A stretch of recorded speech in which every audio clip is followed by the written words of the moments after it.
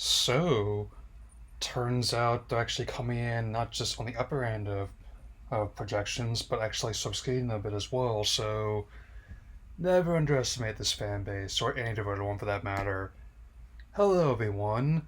I just got back from Ballerina, from the world of John Wick, the spin off to the franchise, which takes place chronologically between the third and fourth chapters of the main franchise, and in terms of scale, scope, and tone, is very much in between those films. So let's begin with the film seeing Ana de Armas reprising her role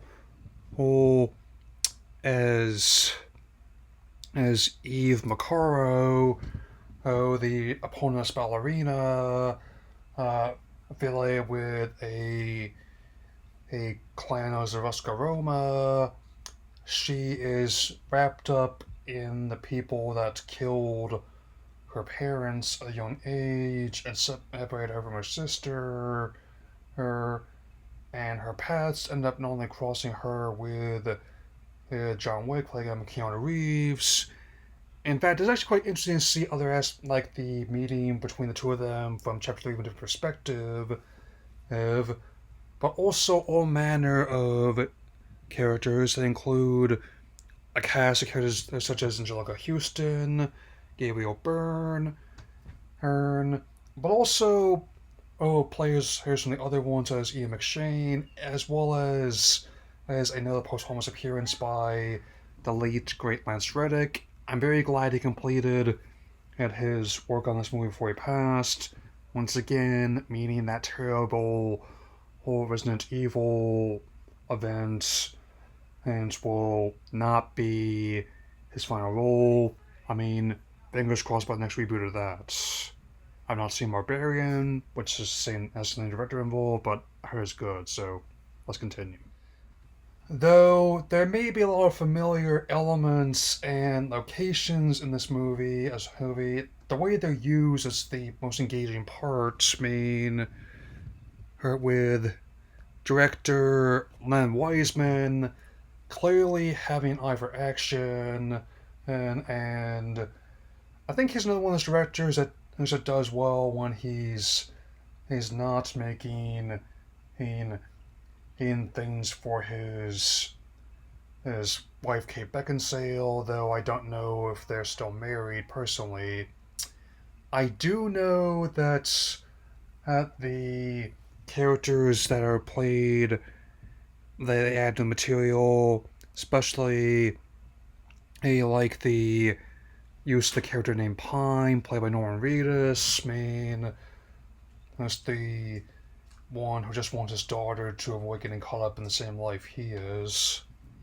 Admittedly, the greatest strength is the same strength as the other main installments.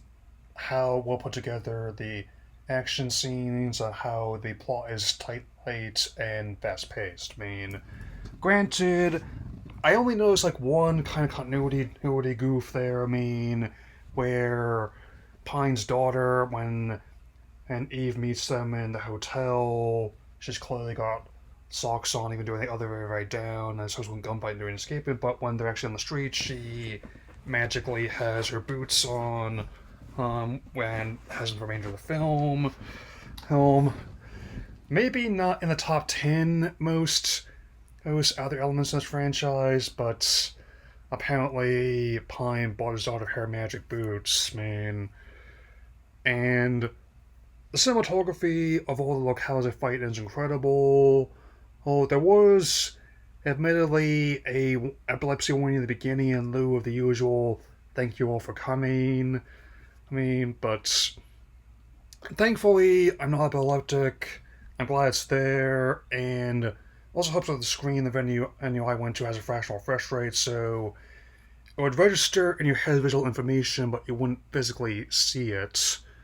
Yeah, I mean, it definitely, like, all of my displays have that going on here as well, and it's definitely got a $80 to $90 million budget, so it's definitely got a much lower break-even point than your typical Marvel or DC production, and yes, it also proves that once again there's still a place for practical action, and in an age where $100 million of CGI can be on screen at once. I mean, there's still plenty of creative action sequences, especially near the end was a duel involving flamethrowers, whereas that's quite creative.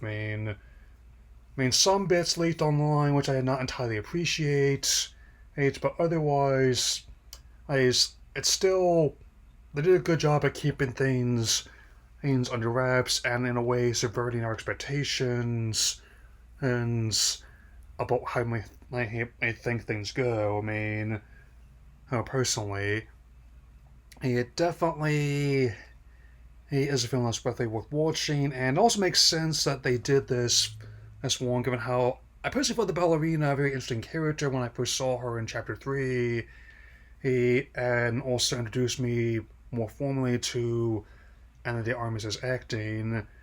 And she had definitely made works in the Spanish language as well when she was still starting out in Cuba, and also a classic story of her coming to the States and learning English by watching American TV, Friends in particular. And it's and as for talk of a potential Chapter 5 here them doing, which is definitely going to depend on how much this one makes, which bodes, I think it's going to do solid business. Well, there's a couple ways I would do it personally. The first is much like this movie, I would be making it in between chapters 3 and 4, especially given the way that film ended, it would make it trickier to do. And the other would be to maybe officially make John the Baba Yaga. Not quite the same mythological beast of Slavic folklore, or but the same impact of being one of the few, if only ones, that the World of Assassins fear. Even when factoring in how all these people in this movie almost look to be my dad, they have not lost a step at all this time. It may not be my favorite installment, but I can definitely say it's well worth watching. And so, I definitely, especially as all of you, I think should be trying to keep cool. This is definitely a good way to spend a couple hours in air conditioned theater. Count on that. Alright, with that being the case, that now means the only parts I have not seen that are not currently being developed, such as an animated spin-off centered around Donnie Yen's character with Yen's Enterprises role, and are the Continental television series on Peacock. I'll have to check that out, as well as a recently released documentary, A Wick is Pain. So a belated 10th anniversary celebration of the entire franchise. I know that 2024 was definitely not Lionsgate's year for reasons I'll be getting into fairly soon, but they definitely look to have a better 2025 ahead of them. My final rating is a very graceful 4 stars out of 5, 3 out of 4, and I guess it'll also be like an 8 out of 10. Now, it's a bit intended to people going to dragons, but to me, 7.5 out of 10 is not enough. I don't pay ticket price for anything below an 8. Netflix maybe, Peacock definitely, but theatrically, not so much. Anyway, that's all I have to say for now, and I'll see you all again soon. Take care, everyone.